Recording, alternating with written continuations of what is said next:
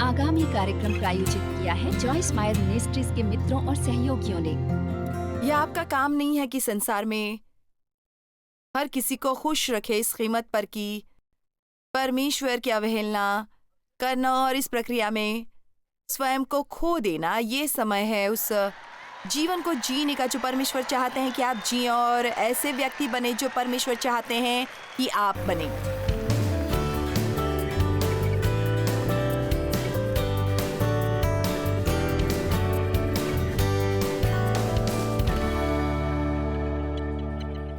आपको मेरी नई ज्वेलरी अच्छी लगी?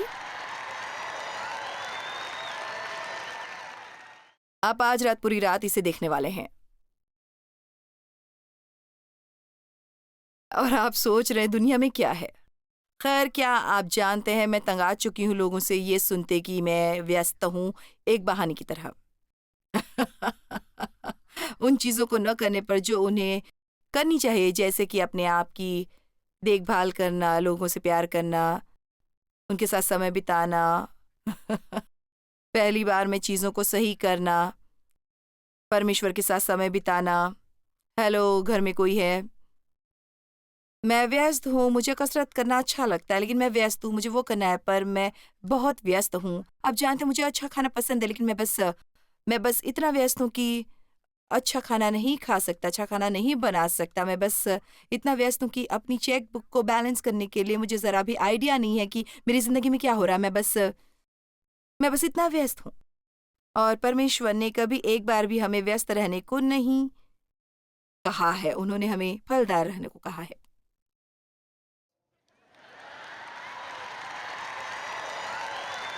मैं कह सकती हूँ कि व्यस्त होना बहुत बार हमें दूर रखता है फलदायी होने से। इसलिए मुझे लगता है हमें अपने आप से पूछना चाहिए कि हम किस में व्यस्त हैं, हम क्या कर रहे हैं, हम सच में व्यस्त हैं? परमेश्वर चाहते हैं कि हम व्यस्त बने रहें, या हम फंस जाते हैं इसी तरह किसी चीज में जो हम पर ज्यादा जोर से चिल्लाते हैं। क्या कोई सहमत है? क्या आप तंग नहीं आ जाते दिन की समाप्ति पर और ये महसूस होते कि आप किस तरह से जी रहे हैं? आप बहुत ज्यादा व्यस्त हैं, लेकिन आपको कुछ करना है जो आप नहीं कर रहे हैं, जो परमेश्वर चाहते हैं कि आप करें। कोई यहाँ पर है जो मुझे समझ रहा हो? ठीक है, मैं परमेश्वर से प्रार्थना कर रही हूँ कि कुछ करें। मैं ये पूरी रात कर सकती हूँ। आप इसे ठीक कर सकते हैं और कोई नहीं। मुझे ये सब काम करना पड़ता है। एक व्यक्ति पागल हो जाएगा मेरे जैसा जीवन जीने की कोशिश में। मेरा मतलब है पवित्र आत्मा ने मेरे साथ बात की और कहा, तुमने अपना कार्यक्रम बनाया और तुम्हें ये पसंद नहीं है, इसे बदल दो। अब आओ भी, मैं चाहती हूँ आज रात कुछ लोग कुछ हद तक कुछ पाएं। ये परमेश्वर की इच्छा नहीं है कि हम हर समय निराश रहें, तनाव में रहे, हर दबाव में, और हर काम जिसकी हमने अपेक्षा की उसके बारे में बड़बड़ाते और शिकायत करते रहे। किसने ये कहा कि आपको सब कुछ करना चाहिए, कि हर कोई उसे करने की आपसे अपेक्षा रखता है? क्या इसके लिए आप कोई वचन ढूंढ सकते हैं? नहीं, सच्चाई ये है, बाइबल हमें सिखाती है कि हमें पवित्र आत्मा के नेतृत्व का अनुसरण करने की जरूरत है। परमेश्वर को खुश करने वाले बनो, न कि मनुष्य को खुश करने वालों। मनुष्य को खुश करने वाले बनो, न कि मनुष्य को। आमीन। इसलिए पूरा सप्ताह हम बात करने वाले हैं अलग तरीकों से, 4 अलग तरीकों से इस पर आए हैं, इस उपयोगी जीवन के बारे में जो संतोषजनक और संतुष्ट हो सकता है। एक जहां आप बिना पछतावे के रह सकते हैं, जहां उम्मीद से हमारे पास ज्यादा दिन हो सकते हैं, जब हम रात में बिस्तर पर जाते हुए ये पछतावा न करें कि हमने क्या किया। ऐसा नहीं कि हम कभी भी सही हों, लेकिन हम उस हद तक बढ़ सकते हैं जहां हम बाहरी प्रभावों को हर समय अपने को नियंत्रित करने न दें। हमें ऐसे उद्देश्यों को ढूंढना है जो हम पूरा कर सके और हम अपने जीवन के अंत तक आ सकते हैं एक विरासत छोड़ने और वापस नहीं देखने और केवल पछतावे के कि हमने उस समय में जो हमारे पास था कुछ अलग चीज़ों को क्यों नहीं किया। मैं आपसे अपना समय समझदारी से इस्तेमाल करने को कह रही हूँ। हाँ, अच्छा लगता है। ठीक है। और मैं इसे इस पूरा सप्ताह पहन रही हूँ क्योंकि मैं चाहती हूँ कि आप ये कहना बंद करें हर चीज़ के लिए एक बहाने की तरह कि आप वो नहीं कर रहे हैं जो आपको करना चाहिए। मैंने 1 साल में वो काम नहीं किया, क्या हो रहा है? ओह! आप जानते हैं मैं बहुत व्यस्त हूँ। पिछले मैं 6 महीनों से चर्च नहीं गई। क्यों? क्योंकि मैं बहुत व्यस्त हूँ, मेरे जीवन में बहुत तनाव था और बहुत सी चीज़ें चल रही हैं। 2 महीने से आप जिम में नहीं दिखे। ये सोचता था कि नियमित रूप से आप व्यायाम करेंगे पर नहीं, मैं बहुत व्यस्त हूँ। क्या करने में व्यस्त हैं? पूरा वज़न वापस पाने में और कम ना करने में। इस सप्ताह हम गुज़र रहे हैं और देख रहे हैं कि क्या होने वाला है।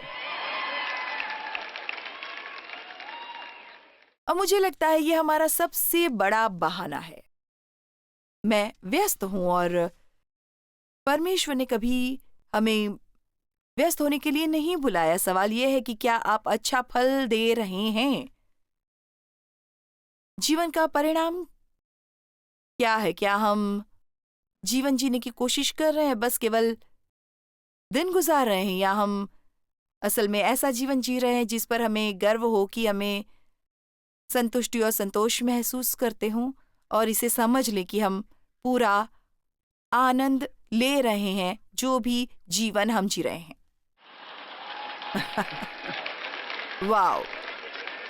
अब आप समय को अलग तरह से देखते हैं जैसे आपकी उम्र बढ़ती है और मेरा मतलब है, मैं आपसे ये वादा करती हूँ, हमारे पास यहाँ 10 साल से नीचे के बच्चे और हमारे पास लोग हैं जो बहुत अधिक परिपक्व हैं। हम अपने घर में बूढ़े शब्द का इस्तेमाल नहीं करते, वे बहुत अधिक परिपक्व हैं और मुझे नहीं पता कि कोई तरीका है किसी को जो अपने 20वें में है ये सोचने से रोकने का कि उनके पास दुनिया भर का समय है, पर ये सच्चाई है कि कोई नहीं जानता कि हमारे पास कितना समय है और हमें हर दिन का हिसाब रखने की ज़रूरत है। मैं नहीं सोचती ये समय की बर्बादी। ये समय एक बहुत ही आनंददायी उपयोगी चीज़ है। हमारे पास एक सा समय, हर कोई सोचता है कि उसके पास बहुत ज़्यादा है, लेकिन नहीं, सबके पास एक सा समय है।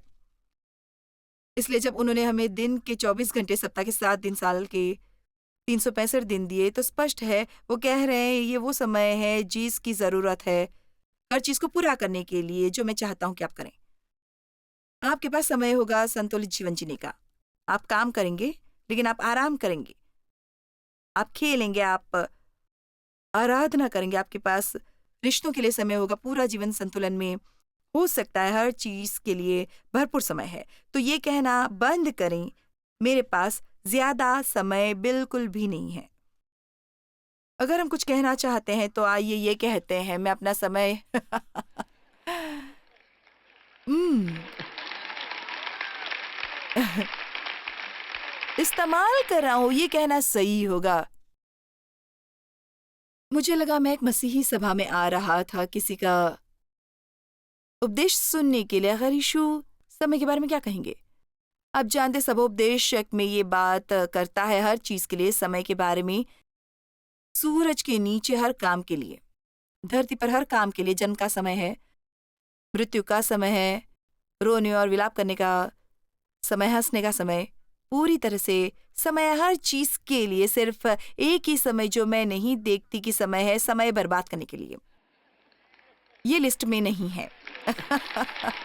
ये नहीं कहता और वो वहाँ समय है बर्बाद करने के लिए। आप जानते हैं, एक दिन मैंने स्वयं को ये कहते सुना, मुझे ऐसा महसूस होता है जैसे मैं बहुत समय बर्बाद कर रही हूँ, और मैंने किसी चीज़ का नाम लिया जो मुझे लगा उसे करने में बहुत समय बिताती हूँ, और जब मैंने ये कहा तो ये जैसे मेरे कानों में वापस गूंजने लगा। हाँ, मैं उस पर ज़्यादा समय बिता रही हूँ, मैं इसे खर्च नहीं कर रही। उसी तरह जैसे हम अपना पैसा खर्च करते हैं, हम अपना समय खर्च करते हैं। और आप जानते हैं, जब आप अपना पैसा खर्च करते हैं तो आपको पैसा वापस नहीं मिलता, तो ये बिल्कुल उसी तरह है। और हमें अपने समय को इसी तरह से देखना चाहिए कि हम अपना समय खर्च कर रहे हैं और एक बार खर्च कर दिया तो हमें इसे वापस लेने का कोई हक नहीं, तो हमें इसे इसी चीज़ पर खर्च करना चाहिए जो हमारे जीवन में अच्छा फल लाए। ये कॉन्फ्रेंस इसी मुद्दे पर है। आप में से बहुत मुश्किल से यहाँ आए हैं।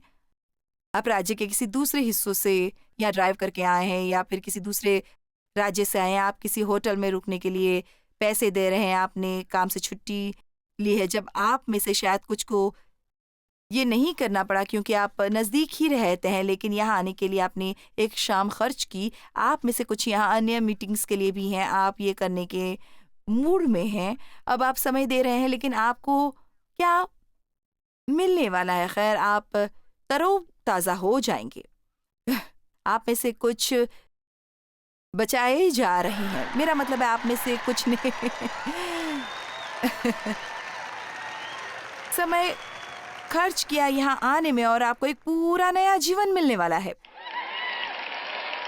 आपके पास क्षमा के लिए समय होगा। आप में से कुछ परमेश्वर को सुनेंगे उस बारे में जिससे वास्तव में परमेश्वर से आपको सुनने की जरूरत है। कुछ नए दोस्त बनाएंगे, कुछ परमेश्वर से चंगा होने के लिए प्रार्थना करेंगे। आप में से कुछ इस सत्य को पाएंगे जो आपको आज़ाद कर देगा। हर कोई, मेरा विश्वास है, प्रोत्साहित किए जाएगा कि मैं अपना समय ये सब करने में बिता रहा हूँ और जब मेरा काम हो जाएगा मैं थक जाऊंगी, ओह लेकिन मैं बहुत संतुष्ट हो जाऊंगी। इस भावना से बढ़कर और कोई मेरे लिए ज़्यादा संतुष्टिदायक नहीं है कि यहाँ से कोई कॉन्फ्रेंस मुझे बाहर ले जा रही है और मैं फलदायी जीवन पा रहा हूँ। मैं आपको बताऊंगी तकलीफ क्या है जब आपका शरीर थका हो, एक निराश मन, निराश भावनाएं और एक असंतुष्ट आत्मा। अब ये एक तरह की थकान है जिसे हम छोड़ना चाहते हैं। यीशु ने हमें ज्ञान दिया है, हमारे अंदर परमेश्वर का ज्ञान है। इसलिए मैं आपसे पूछती हूँ, क्यों इतने ज्यादा लोग इतने निराश हैं, ऐसे जीवन जी रहे हैं जो नियंत्रण से बाहर है, इतना ज्यादा समय बर्बाद करते हैं, इतने अधिक तनाव और इतने अधिक दबाव में हैं। क्यों? क्योंकि हम उन सब आवाज़ों को सुनते हैं सिवाय परमेश्वर की आवाज़ के। और मैं आपको बता सकती हूँ, यदि आप अपने जीवन में शांति चाहते हैं तो शायद इसे पाने के लिए आपको कुछ लोगों को नाराज करना पड़ेगा। मैं कमरे के इस हिस्से में बैठे लोगों के लिए ज्यादा कोशिश करूंगी।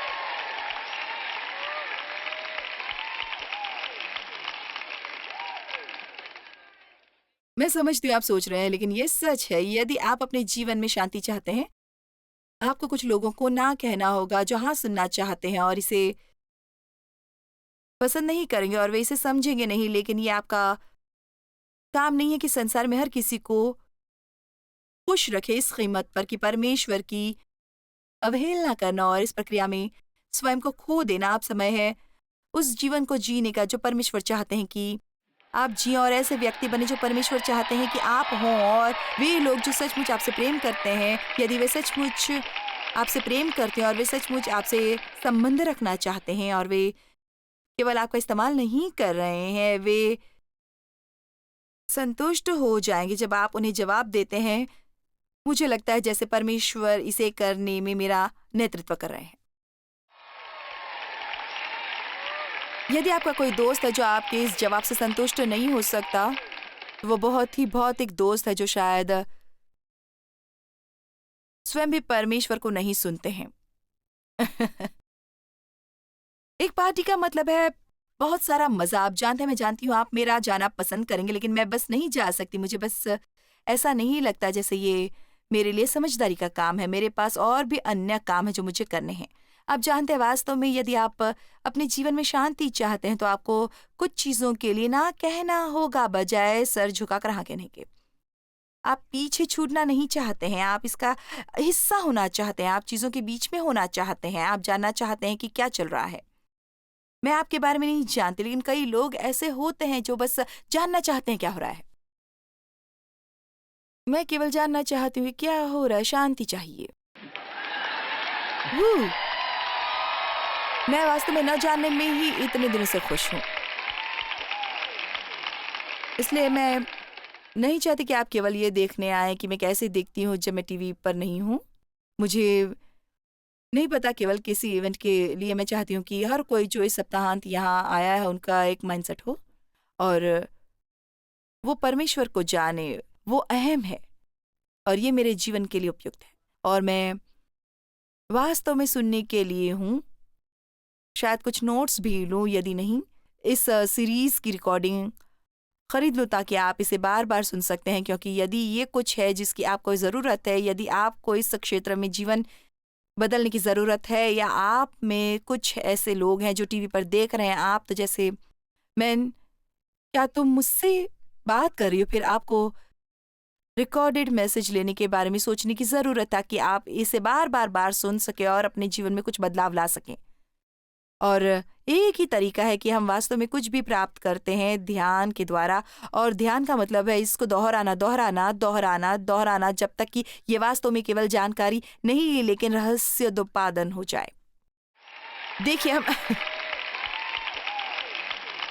हम आज्ञाकारिता के हमारे स्तर से नहीं आगे शिक्षित हैं। मेरा मतलब है, कितनी बार उदाहरण के लिए हमें सुनने की ज़रूरत है, लोगों को क्षमा करो जो तुम्हें चोट पहुँचाते हैं। मेरा मतलब है वास्तव में आपको इस पर संदेश की ज़रूरत नहीं है। मेरा मतलब है मैं एक और उपदेश दे सकती हूँ और आप सबको फ़ायदा होगा, लेकिन आपको एक और की ज़रूरत है। लेकिन ये हमारी मदद नहीं करेगा जब तक कि हम इसे न करें।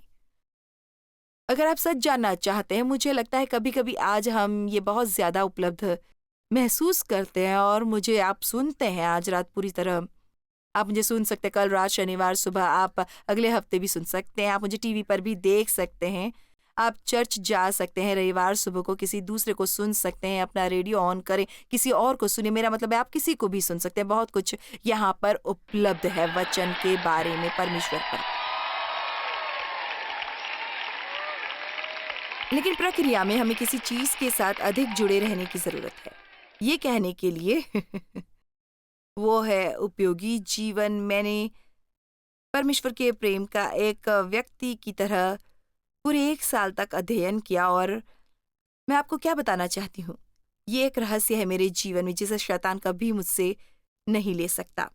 और ये मेरे प्रतिदिन के जीवन में मेरी मदद करता है। ये मेरी मदद करता है दंडित न होने में जब मैं पाप करती हूँ। ये मेरी मदद करता है अपराध पर समय न बर्बाद करने में। ये मेरी मदद करता है जब मेरे जीवन में अप्रत्याशित तूफान आते हैं और मेरी उत्तेजनाएं और परेशानियां हैं जिन्हें मैं समझती नहीं। मुझे हर चीज़ को समझने की ज़रूरत नहीं, क्योंकि मैं जानती हूँ ये मुझसे प्रेम करते हैं। और इसलिए मैं आपको केवल एक उदाहरण के रूप में दे रही हूँ कि हमारे पास यहाँ बहुत हैं। लेकिन एकमात्र तरीका जिसे यहाँ नीचे लाना है, यदि हम एक चीज़ पर बहुत ज़्यादा समय बिताते हैं एक समय पर, इससे कोई फ़र्क नहीं पड़ता यदि आपने अपनी पूरी बाइबल पिंक, ब्लू, रेड और येलो से अंडरलाइन की। इसका ये मतलब नहीं कि हमें ये पता है क्योंकि हमने उसे रंगा हुआ है।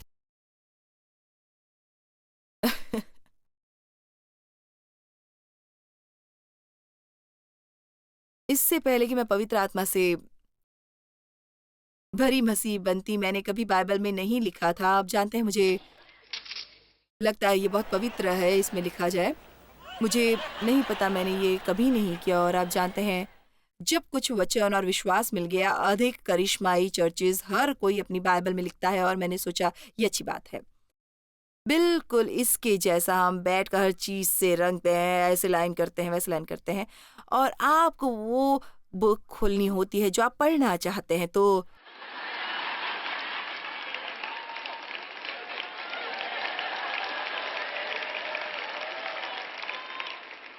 या जब पास्टर कहते हैं कि एक विशेष अनुच्छेदन खोलो और आप इसे खोलते हैं। वाह! मुझे ये वाला पता है। हम कभी कुछ नहीं जानते जब तक कि हम ये स्वीकार करें कि हम कितना कुछ नहीं जानते। अफ़सोस कि हम कितना थोड़ा जानते हैं और मुझे लगता है कि हमें इसके साथ जुड़े रहने की ज़रूरत है जब तक कि हम अपने जीवनों से बेवजह के तनावों को निकाल न दें, क्योंकि यीशु ने कहा, हे सब परिश्रम करने वालों और बोझ से दबे हुए लोगों, मेरे पास आओ। और शायद उन्होंने ये भी कहा हो, तनाव से घिरे, मैं तुम्हें विश्राम दूंगा। विश्राम।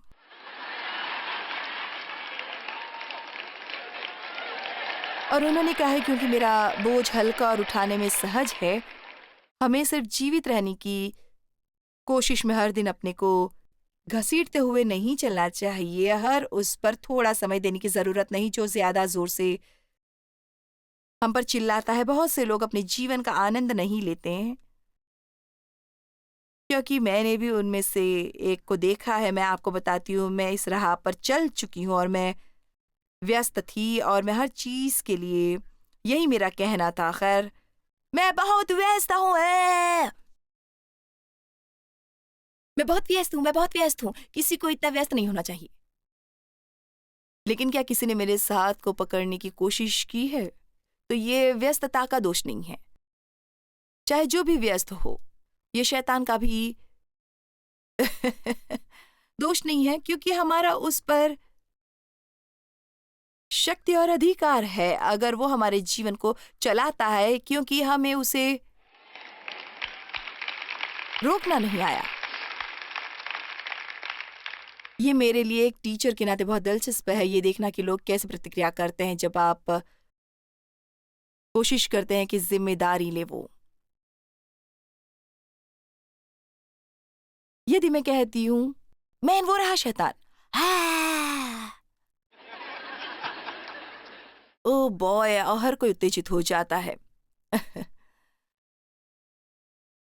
परमेश्वर पर भरोसा रखें और वो हमें चमत्कार देंगे। है, हम मीटिंग की समाप्ति पर मुफ्त संसाधन लेने वाले हैं। मेरा मतलब है, मसीह उग्र हो जाते हैं जब आप मुफ्त में चीजें बांटते हैं। बस उस मीटिंग का हिस्सा ना बने। लेकिन अगर कहें अब ये तो एक समस्या है और इसे ठीक करना आपकी जिम्मेदारी है पूरी।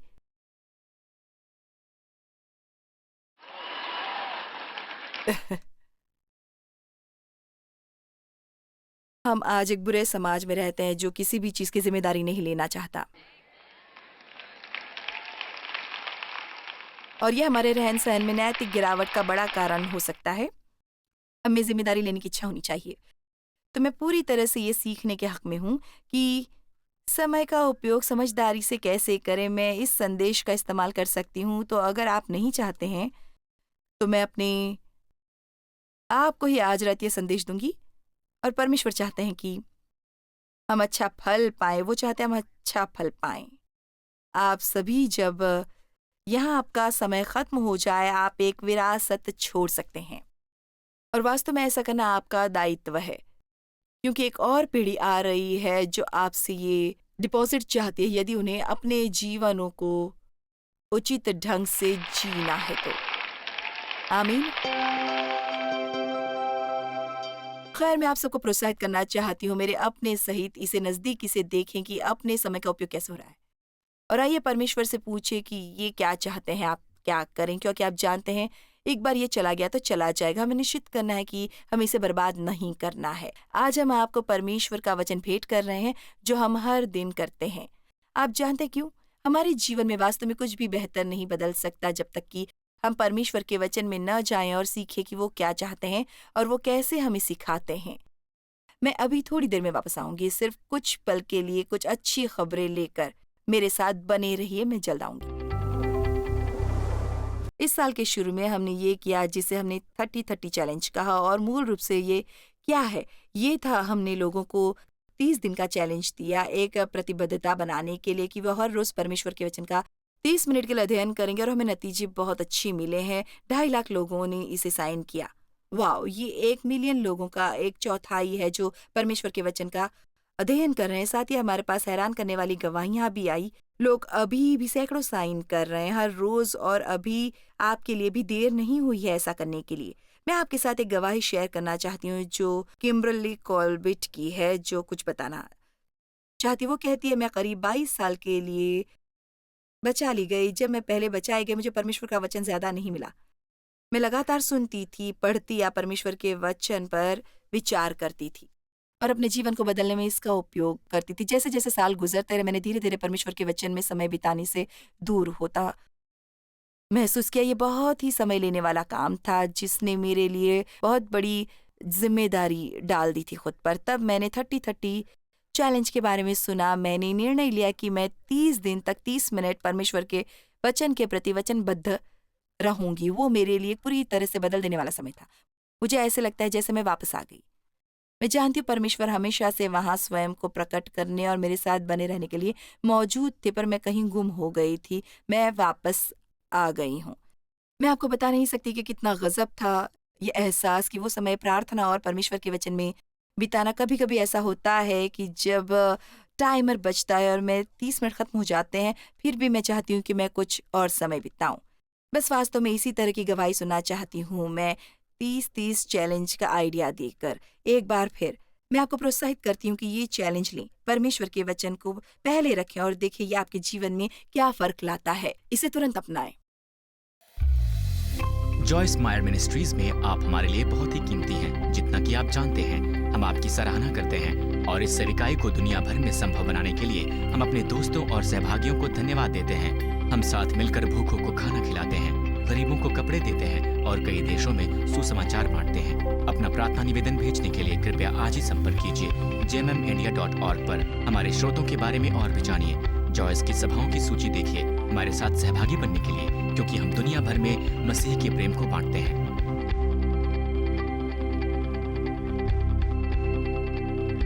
इसका खर्च उठाया है जॉयस मायर मिनिस्ट्रीज के मित्रों और सहयोगियों ने।